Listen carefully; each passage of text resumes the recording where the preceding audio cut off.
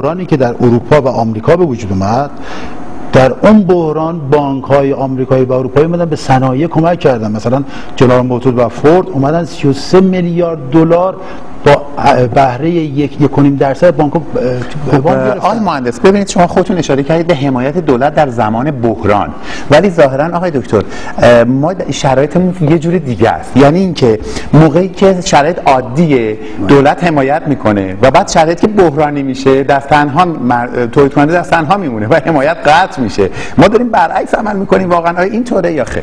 والا من به نظرم در واقع این اتفاقاتی که برای کشور ما توسط یعنی کشورهایی که دید توسعه‌ای نسبت به ما ندارن، چون رشد اقتصادی توی دل توسعه است.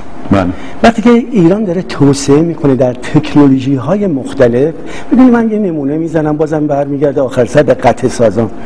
ببینیم این قرصی که برای مثال که مشکلات قلبی دارم، قرمزا که میذاریم زیر لب زیر زبونم یا نخ ابریشم، اینا از فراورده های نفتیه. اگر تکنولوژی ما آماده بشه و این نفت سرازیر بشه خیلی کار انجام میشه. منظور نخ بخیه بود دیگه. بله منظورم نخهای تخصصیه. در واقع این سانکشن یا لیمیت یا محدودیت هایی که ایجاد شده در تمام مسائل اثر گذاشته و حتی برای روی دولت هم اثر گذاشته.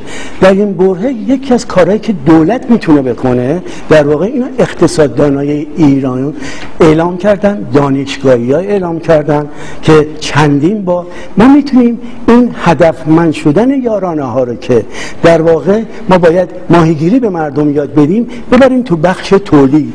بخش تولید که میاد قطع سازان میتونن در واقع مانع نسبی رو حل کنن. نکته ببخشید برام تمام بشه. بسیار کوتاه. خیلی کوتاه. همین بخش یارانه تولید که گفتین قرار